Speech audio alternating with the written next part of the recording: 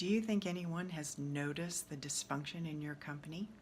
In this video, I'm going to cover 8 dysfunctional company cultures and the leadership styles that tend to create them. Hi, I'm Beth Strathman. Welcome to my channel where I offer common sense leadership solutions so simple and wise your employees will practically lead themselves.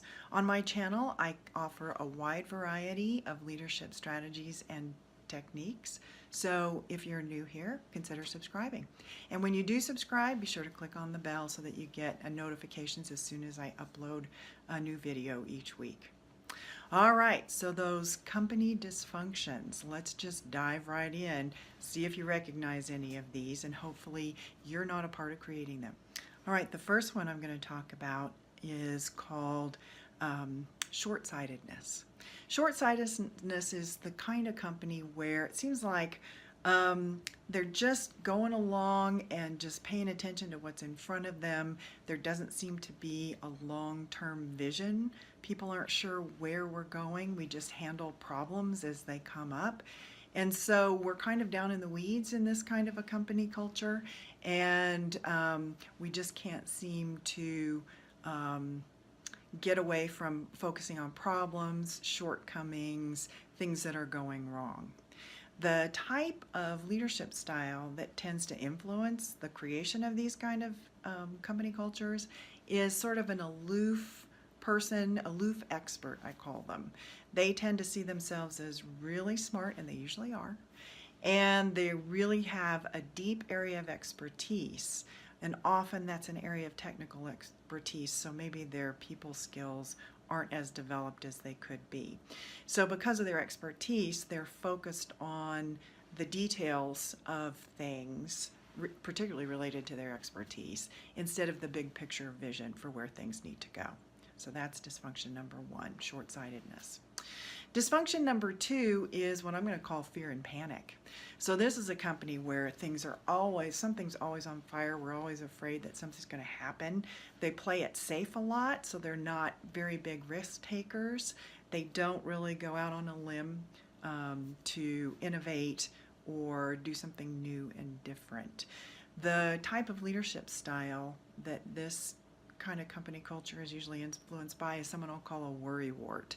The worrywarts are very loyal, stable people, and they like the rest of the world that way. So they're very hyper-vigilant about potential threats and things that can go wrong. The third kind of dysfunction that you might see is just busy distraction. We're going 1,000 miles a minute. There's always something new. My boss sends me off in this direction to work on a project, and before I know it, they've decided not to go in that direction, and they direct me in another. They've got a new project in a different direction that now I'm supposed to pay attention to. So this busy distraction is also driven by the kind of leader who is what I'll call the disorganized dreamer. They have 1,000 different ideas in their head, most of them probably pretty good, but they lack the ability to follow through on those ideas and stick to them in a way where you give the idea a chance to play itself out, whether it's going to be successful or not. So, oftentimes these kind of people are distracted by the next bright shiny object that comes along, and unfortunately the whole organization becomes distracted by it too.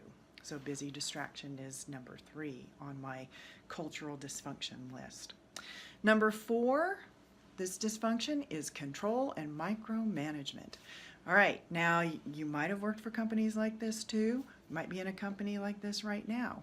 In these workplaces, employees feel like very micromanaged, very controlled. It's not necessarily that there's too many policies and procedures, but rather employees just never seem to do anything right. They're always getting criticized and or made to feel like they aren't really contributing in a meaningful way, because those in leadership positions often need to be right or feel superior. Now, these kinds of organizations have leaders who think, well, if I want it done right, I'm going to do it myself. And they kind of come in 2 varieties, these leaders who create these kind of cultures. One is sort of the persnickety perfectionist. And these are people who are very in tune with the flaws that are, the things that aren't done right, and then they'll criticize on that. Now, they have good intentions. They feel like if they point out what went wrong, you'll know what to do right, but sometimes it just doesn't feel very good. The other kind of leadership style that can influence these control and micromanagement types of cultures are the power grabbers, all right? These guys are pushy. These gals are pushy. If they're guys or gals, they can be both. They're very pushy. They want things done their way. They're demanding. They're blunt. Sometimes they get angry, but it blows over quickly. They just need to stay in control, and they need to make sure that you know that they're the ones in control. So that's the persnickety, perfectionist, and those power grabbers who usually create those control and micromanagement kind of cultures. All right, number 5. This kind of a workplace is what I'm going to call disconnection and withdrawal. In disconnection and withdrawal workplaces, this is where there's a sensitivity to making anyone angry. We want the waters to be smooth. We don't want to ruffle any feathers. Things move slowly because no one wants to make a decision that might upset anyone. So people are rewarded for being nice, which is a good thing, but nice isn't always effective. And so these organizations kind of slog along. They tend to keep people even though those employees are not producing.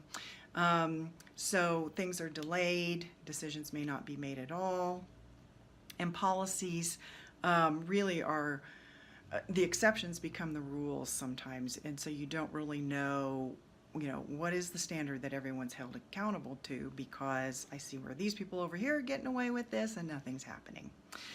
The leadership style that tends to influence the creation of these kinds of workplaces is the peacemaker. Again, they want smooth sailing. They kind of try to quiet down those who are the loudest, not necessarily the people who are most right.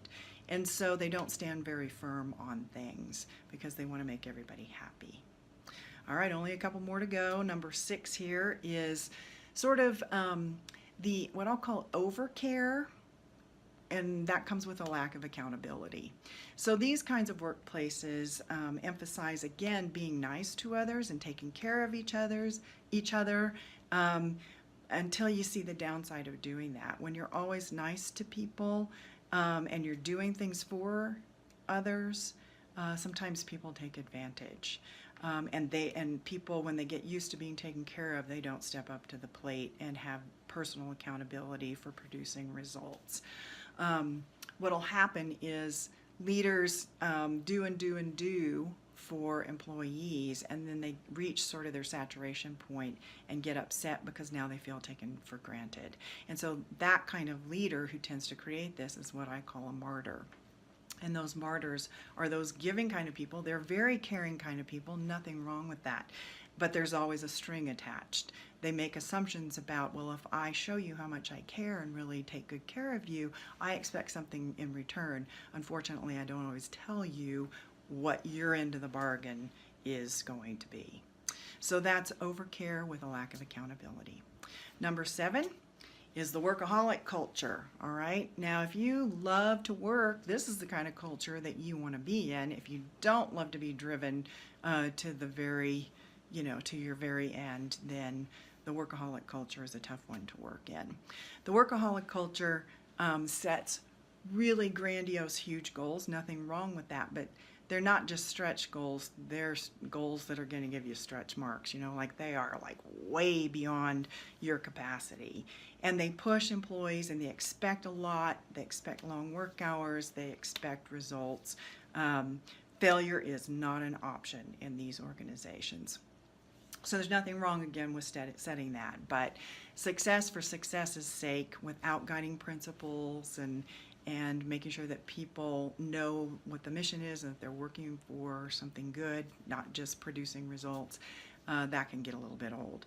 The kinds of leaders who tend to influence these kind of workplaces are what I'll call the overachieving chameleons.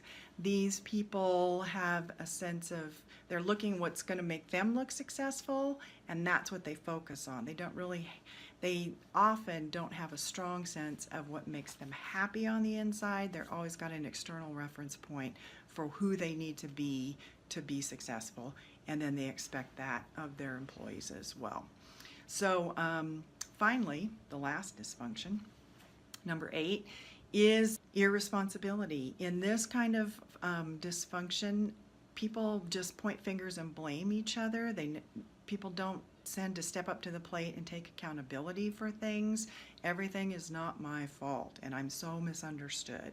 And this kind of a dysfunction is driven by what I'll call the misunderstood misanthrope.